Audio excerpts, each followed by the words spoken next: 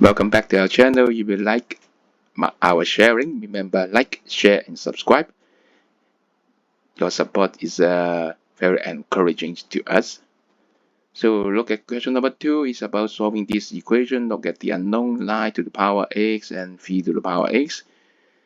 Think about what is their relationship. Yes, you got it. Okay, lie to the power x is phi to the power 2x. You can say it is p to the power x squared. So it is a quadratic equation, but the unknown is phi to the power x.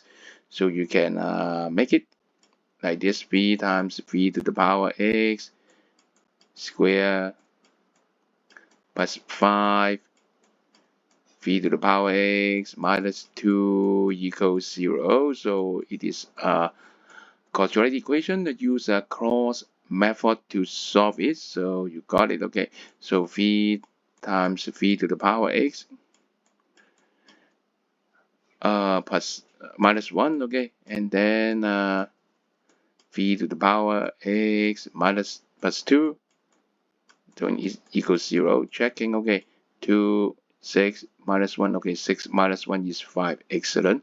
And then either of it is 0. So we have two equation. This one equals 1, or v to the power x equals -2. But remember, always positive, right? So impossible to be -2. So this one is rejected. No solution for this one. Maybe you can say it. Sometimes you need to explain why you reject this. And then how about this one? Okay, you move the 3 to the right hand side. So 3 to the power x equals 1 over 3. And 1 over 3 is 3 to the power minus 1. Bingo! Same base, right? So the index must be correct. So x equals -1. So that's the solution. We get it. Well done.